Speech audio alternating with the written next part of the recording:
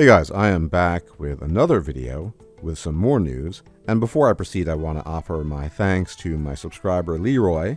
Special shout out to Leroy for pointing me out to this PlayStation blog, which is an official website by the way, because it explicitly contains some news that was not included in the original Larian community post. Now this video is going to be a combination of news, which I'll do first, as well as I believe some informed speculation on some other fronts relating to the full release. Now, the first bit of news that I think is most important, for all of you who are very concerned about the inclusion of multiclassing on this PlayStation blog website, it is confirmed that multiclassing will be a thing. Now, so far we hadn't heard any official word about multiclassing from Larian, but the person who wrote the article on the PlayStation blog is someone called Emily Guerra, and it says that she's a product manager at Larian Studios. So she works for Larian, meaning that if she says that there's multiclassing, then there will be multiclassing. So you don't need to worry about that. If you want to multiclass, you will be able to multiclass. Go wild. Another thing that was not included in the original community post is something a lot of us were asking about, and that is different body types. Meaning you can customize, I believe, up to 4, based on the implication here, your body type, depending on what you want to look like. So the implication here, although they don't show all the body types available, is that if you want to play a big, muscular half-orc barbarian, you can do that, and you will look the part. So that's another nice piece of news that was not included in the original community post, because a lot of us requested that. It adds to the detail of your character. It makes the character more believable. After all, say you want to be a barbarian, you don't want to be a skinny runt in the process, least of all when you're playing a half-orc barbarian. And another thing that was revealed via images from this piece of news is additional qualities that you can add to your character, or features as it were, and that is, for example, according to this, more voice types. Remember, we only had 2 voices, 1 female, 1 male respectively, in early access. Based on the image presented here, it appears that there will be a total of 8 voices. Whether those are specific to males, females, vice versa, I don't know, but that's certainly more than we had available originally in early access. And there seems to be a slightly greater variety in terms of head type, i.e. face variety, which is another thing we all wanted, although I have absolutely no doubts that talented modders will take care of the lack of facial appearance variety, because we already had a lot of that in early access in terms of mods. In addition to that, you can choose things like maturity, meaning your age, relatively speaking, and your freckle quantity, if you think that's important, based on what we can see in this image. Now, I would hazard to guess that there are a lot more details that we have not yet experienced or seen, either be revealed during the panel from Hell or upon full release. But in a nutshell, I would say that the character creator is much, much, much more extensive than it was during early access, as it should be. We're talking a beta or even earlier project versus a full release, and that makes sense. So having a very customized, personal character that you really want, that you identify with, that really suits your tastes and needs, I think this is in the cards now, and I think that's fantastic, because if you're going to have a journey of, say, 100 hours, you want to make sure that you like the way your character looks. And there's even more subtle news. For example, on this PlayStation blog, they talk about the character of Karlach, who was an amazing reveal. I mean, she looks really great, the character model.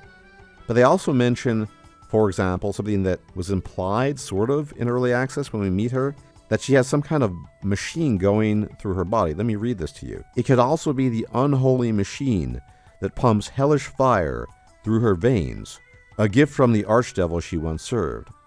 But be careful, if she gets too worked up, she could destroy anything she touches, and that includes you. So originally Karlach in early access had claimed that she had been deprived of the gifts of Zariel, whom she once served. But it seems that they might still be with her according to this, which might make sense given her interesting new appearance in terms of her body and scars and burns. I guess we'll have to see. And the blog talks a lot about player freedom, lots of different choices, different results from your decisions that you take, and the great flexibility when it comes to romances, which are all things that sort of been alluded to, but here they are confirmed. So that covers the news, and now I want to talk more about speculative matters, namely some of the complaints I've seen about the level cap being 12. And I understand that. But I want to offer some history as well as some other perspectives on this. If you were to go back to the original game of Baldur's Gate, then if you include the Tales of the Sword Coast, which was an expansion pack added to it, the absolute maximum level you could get there maybe was level 10, but usually something like level 8 or level 9 when you finished the first game, Baldur's Gate. So being able to reach level 12 is actually pretty significant.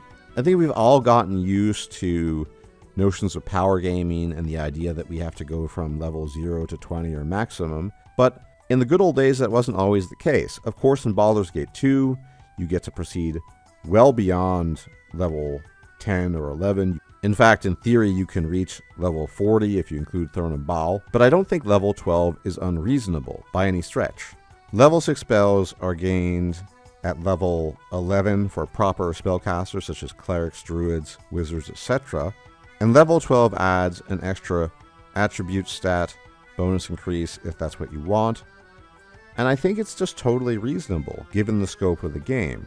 Being level 12 means you're very competent. A party of level 12 adventurers can take on quite a lot. In fact, I think people are so used to these days these hyper high levels. You'll forget in a D&D campaign, a level 12 adventurer is somebody very significant in his region, for example. If you're a level 12 wizard, you might be the main wizard in your city. If you're a warrior, you might command a garrison or even more. If you think about Duke Ravengard, who's the head of the Flaming Fist, if recollection serves, he's barely level 5 or 6. So level 12 is very significant. I don't think level 12 is very bad. Now, there might be some issues as concerns experience and how quickly you can gain experience with respect to maximum level. In early access, this was being tweaked, and we just don't know how that's going to work. But level 12 in and of itself is perfectly fine, I think. And if anything, it's an indication that the game is as much about power gaming as it is about story. This game is going to be massive in terms of its story scope, the interlinking intrigues that are taking place, and all the consequences that arise from the decisions that you take. So that's equally important, if not more so, than simply maxing out your level, which I love to do myself, admittedly, and worrying about not being able to get to level 20. So I don't think it's really a big deal. Now, related to this, and I think this is important in general, is the idea of expansion. I touched upon that in the previous video, namely this idea at launch. So it could be, in one instance, that these are not proper expansions per se, but rather something more along the lines of things that they add during new patches. So there might be new spells they add during new patches. There might be even new classes like the Artificer that they add during new patches. Or they could create certain types of item or class-based DLC that they would sell for a reasonable price that you could purchase. But historically, Larian has never been known for creating massive story-based DLC. That doesn't mean it couldn't happen for the first time. Say, for example, like CD Projekt Red, who are known for their expansions or DLCs being better than the actual game. I don't think that'll be the case with Larian. But I think the intention, obviously, is that Baldur's Gate 3 be a full story, and that it has all the elements in it that comprise a full story. So then, seen from this light, the idea of an expansion that's story-based seems unlikely, but still could be possible. They could add maybe a new dungeon, just like they used to. Remember Watcher's Keep in Baldur's Gate 2 and Throne of Baal? Watcher's Keep was a big deal, and even though there were some story implications, it was largely an adventure for dungeon delving, exploration, combat, etc., etc. So that could be quite interesting in theory. And who knows, maybe then you could gain 2, 3, 4 levels there. Maybe that would pump up the maximum level to 16 if you're really concerned about that. We really find ourselves in a sort of unexplored territory here, precisely because Larian is producing something they've never made before in terms of scale. They have 400 employees. The size of the game is vastly greater than anything they've made before, and I think it is very impressive. So, is it out of the question that they might have some kind of DLC or expansion pack? Absolutely not. It's just not something they've done thus far. But arguably, Baldur's Gate 3 is the first AAA game they've made, whereas let's be honest, Divinity, as great as those games are AA in terms of budget, in terms of availability of options. They're really trying to knock it out of the park. I'm not sure. I hope there are expansions. I hope they add more archetypes, add more classes, more races, and story stuff is always welcome as well. And hey, I wouldn't mind a dungeon to explore and monsters to kill too. So let me know what you think in the comment section. And as always, thank you for tuning in. If you like my content, would really appreciate your subscription, like the video, comment, share the video. It helps out the channel a great deal. And I'll check you out next time. Until then, take care.